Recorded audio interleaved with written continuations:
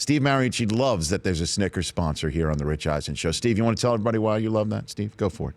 I'll tell you why I love, first of all, I love eating Snickers, but better than that is we have a Snickers bar on the set between Marshall and I.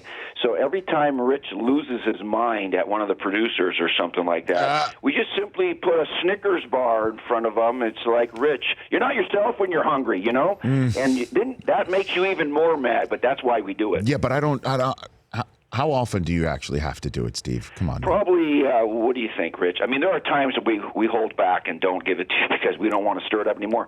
Maybe once every 4 weeks. Come on. Oh, my 6 weeks.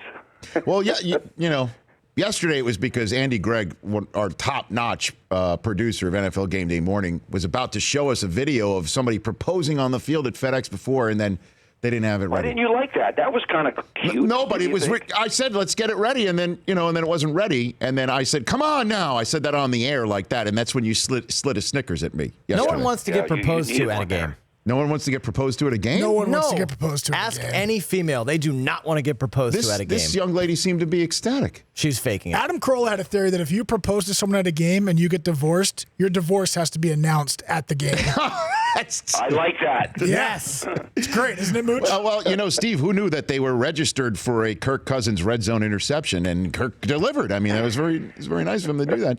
Hey, what do you do when a quarterback has lost his confidence, which it clearly, from all the whispers that we've been hearing leading up to this game, and what we saw yesterday on the field, he looks like that quarterback. What do you do, Steve, when that happens? I don't know if he's lost his confidence completely. I think he's disappointed. I think the team is a little bit surprised they haven't won yet, but Rich, he threw for 364 yards. Well, but you're going to play the interception over again. That was a game changer, absolutely. And then, Coach Gruden had some things to say, too. But, I think when you pay a guy a lot of money, expectations skyrocket, okay? It's not like he's going to become 12 times better, but the expectations rise. And then, now they're 0-2, and they have to travel to 2-0 Giants. And there's a lot of pressure on Kirk Cousins. And so, it just takes a couple of wins, and then you like that is back.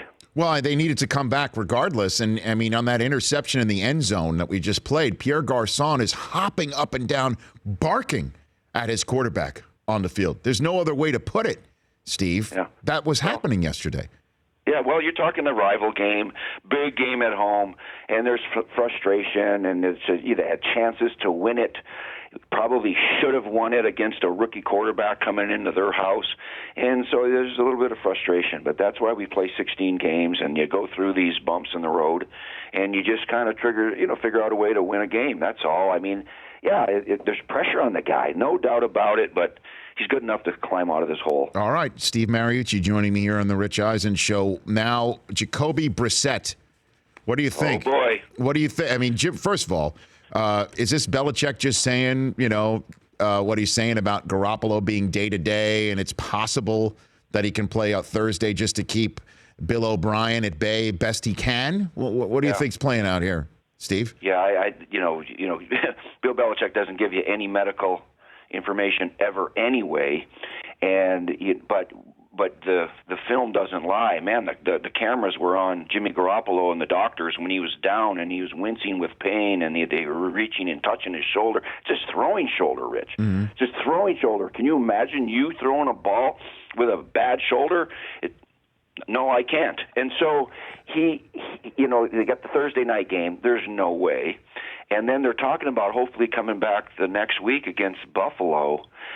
This is going to be really interesting because Jacoby Brissett, he was a guy that, maybe the Patriots know more about quarterbacks than everybody else, because they seem to be getting these guys a little bit later. And then this North Carolina State kid was the fifth quarterback taken, fifth. And on my chart, he wasn't ranked that high. But you know what? He comes in a game under practice, complete 6 passes out of 9, no interceptions, played pretty well. And now he's going to have to do it with really no backup. It's like, okay, protect the ball, but by the way, protect yourself too, because we can't afford for you to get hurt, because we don't want Julian Edelman having to play quarterback. He's our number one target at a receiver right now. Yeah, certainly with J.J. Watt coming to town with Jadeveon Clowney on a short week. So should we keep an eye out for them to sign somebody? Same in Cleveland, by the way. Start some rumors. What do you think? Who could they go get? Johnny Manziel? He's taking classes over there at A&M. How about Tim Tebow? No. He's over there. No, he's in instructional league as of today with the Mets, Steve. He's not available. In all seriousness, though, though, that contract legally and go sign in the NFL. In all seriousness, though, do they have like a list in a drawer somewhere where they can pop? Because they're serious. If Jimmy G can't go, there is no way they're going to go with a backup quarterback being Julian Edelman on a short week on Thursday Night Football against J.J. Watt and company. It's just not going to happen. They very well might, Rich. They might. I mean, it's a short week. I mean, yes, they have a list, and it's not in a drawer. I mean, their scouting department has a thorough list of who is available, whoever that might be, plus guys that they could trade for relatively, cheap, meaning, lower draft choices and that sort of thing. So they have all of that ready to go at their fingertips. They just have to decide, and part of this decision is a medical decision. How bad is Jimmy Garoppolo? Because is he feeling a little better today where he was really shocked and emotional yesterday, but he is going to get back. He is going to be Tom Brady's backup. There's no question about that, because they're not going to get a new guy ready in a couple of days to play on a Thursday night. It's just such a short week. So Julian Edelman knows their offense. He's played quarterback at Kent State. You take a snap. He understands how to call a play in the huddle, the whole thing. They could probably do it with him if they needed to, but Brissett has got to protect himself. Steve Mariucci joining me here on the Rich Eisen Show, Mondays with Mooch, my compadre from NFL Game Day Morning. We will be talking quite a bit about that subject we just discussed on Thursday Night Football, TNF Game Day kickoff at 6 Eastern Time for Week 3 in just 3 days. So let me ask you this question, Steve. When it all comes down to it, starting 0-2 and only 12% of teams can make it through, that's our poll question today. Which team do you think has the best chance to make it through and make the playoffs and be part of that 12%? Saints, Colts, Jacksonville, Washington. We're throwing Miami into that mix with all due respect to the Bills and Browns. We took them off that list. What do you think, Steve?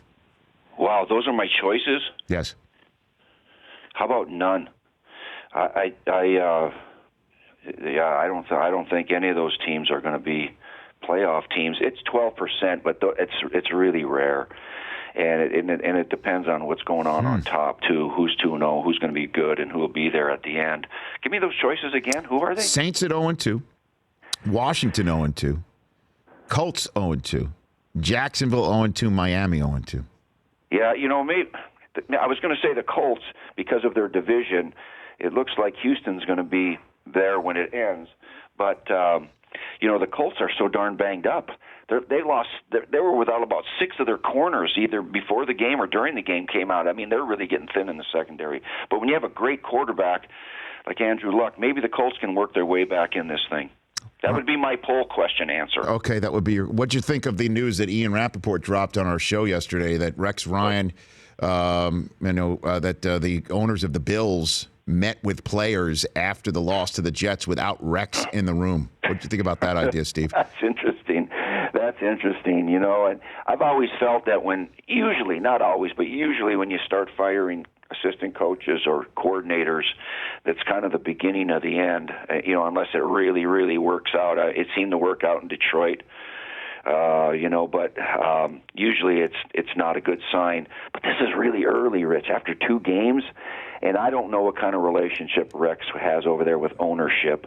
But they brought him in to do a job and be Rex, and he's he's out there. Let's face it, Rex is a unique personality. But maybe they met with the team. Maybe it was one of those players-only meetings plus the owner. I bet Rex knew about it. I hope Rex knew about it, because if not, he said he didn't. That doesn't look good. Well, he said it's no big deal. It happens a lot, is what he said, and he also said that Anthony Lynn's new offense is gonna